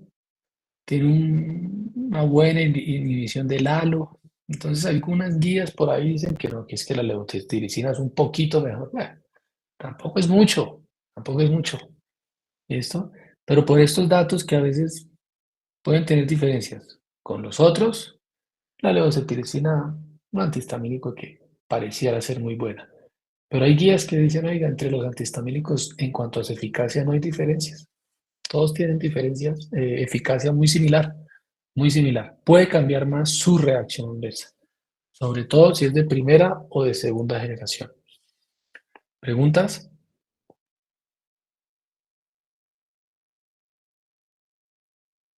¿Vamos bien?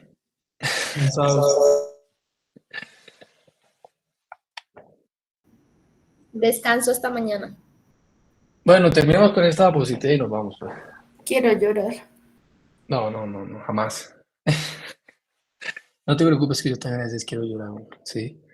Que yo también me canso, me ofusco, Oiga, hoy estoy en una reunión con el profe Germán, tremendo doc. ¿Qué les da el profe Germán? ¿Germán? Inmunología. ¿Qué personaje nos ¿Ellas? da inmunología, profe? El profe Germán, estuvimos ahí en una reunión los dos como 1 hora y buen tipo, buena onda, ¿no? Excelente, profe. Él es, ¿Qué te dijera oye, yo? él es el de Siempre, inmuno, ¿no? Él es el de ustedes inmuno que los le hace darían muy sufrir. bien, sí. No, pero yo Él creo es que él le ha bajado un poquito. Él le ha bajado un poquito a la... Antes como que les exigía más, ¿no? sin comentarios. No, es muy bueno, no sabe mucho, No, sí, buenísimo, hermano, es buenísimo, pero sabe mucho. no sé. Es que la Esos son los, inmunología no, profe. esos son los profes que hay que aprovechar, muchachos. Esos. ¿Sí? Eso es él. Esa gente sabe mucho, mucho. Em, sí, estuvimos hablando de diferentes estudios. Profe, terminemos. La ginecóloga. Terminemos. Terminemos, vea. Volumen de distribución de los antihistamínicos. A mí me interesa, aquí sale sitios identificados de acción de los antihistamínicos para la mayoría de los anti-H1, reproducido con permiso. Eh, a mí me interesa que el antihistamínico por lo menos se distribuya en donde están las células proinflamatorias, ¿sí? Donde están los mastocitos, los basófilos, los eosinófilos, los polimorfos, porque ellos son los que liberan la histamina, Que un antihistamínico tenga un volumen de distribución más allá de 0.6 litros, ya se mete en las glándulas suprarrenales, en el hígado, en la retina, en el cerebro. Entonces, lo ideal es que los antihistamínicos se queden en los espacios, en donde están todas las células de la inflamación, piel, tejido conectivo, bronquio, por ahí, donde aparecen las alergias. Entonces, un buen antihistamínico debe tener un volumen de distribución entre 0.4 y 0.6 litros por kilo, porque con eso ya hace el mecanismo de acción que queremos. Que tenga más volumen de distribución, y ya saben este 0.6 litros por kilo de dónde viene, pues ya no es tan razonable, ¿sí? Entonces, por eso, por aquí mostraron el volumen de distribución de estos. Hidroxicina, 19 litros por kilo. Pues uno se toma hidroxicina y queda dormido 5 días. ¿Listo? Ya ni se usa el sueño que produce la hidroxicina, ¿sí? Entonces hay unos que tienen unos volúmenes de distribución severos, como la desloratadina, más de 100 litros por kilo. Uf, eso de pronto es el cerebro y me da un poquito de sueño. Entonces el volumen de distribución siempre será un parámetro importante para saber en dónde yo quiero meter el principio activo y cuáles son los efectos que estoy buscando. Bueno, ahora seguimos y terminamos. Se portan bien. No, pero espera que sí, pues espera que salgan todos No peleando me va a por quedar. Qué berracos para pelear. Todos Suban la queremos oír clase el rápido. chisme. Suban la clase. Chao, profe. Chao, se cuidan. Todo bien. No, pero miran a este.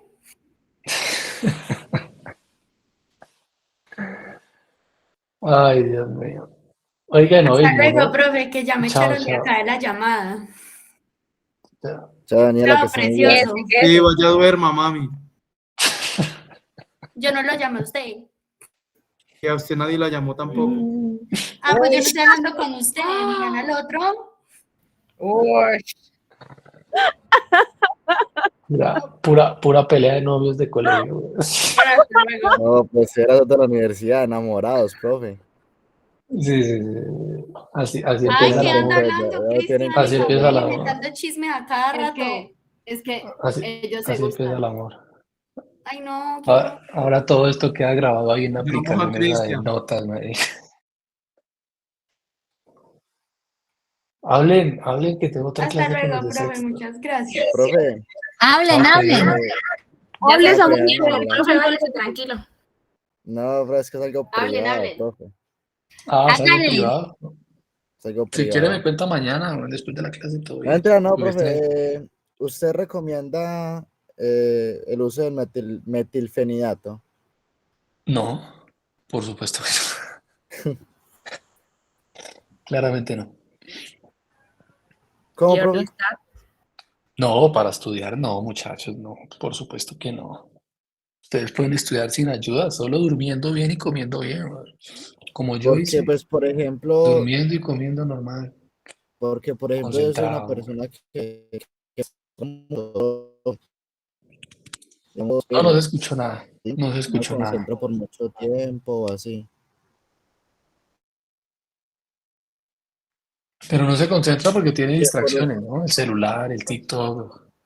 No, vea que no, profe. O sea, yo soy así sentado estudiando y no soy capaz de estudiar pues un tiempo largo ni nada. No soy capaz de concentrarme muy bien. O estoy en clase y empiezo a distraerme, a coger cosas y así. Pero ¿por qué se distrae? Porque el celular y... ¿No? No, profe, creo que o sea, no Seguro que sí. puedo estar así quieto y no me da. Eh, ¿Cuánto puede durar ahí concentrado estudiando? ¿5 minutos? Si dura 20, está bien, No, porque uno estudia no, 20 y descansa 5. Estudia 20 y descansa 5. Porque después de 20 minutos todos perdemos el foco, ¿sí? La atención. Después de viejo es que uno aprende a concentrarse por largos periodos. Pero si dura concentrado 20 minuticos, aguanta, porque después de 20 tiene que hacer una pausa activa. Eso está súper demostrado. Y uno después de 20 para, se echa agua en la cara, camina 2 minuticos, repolariza las neuronas y vuelve y se sienta.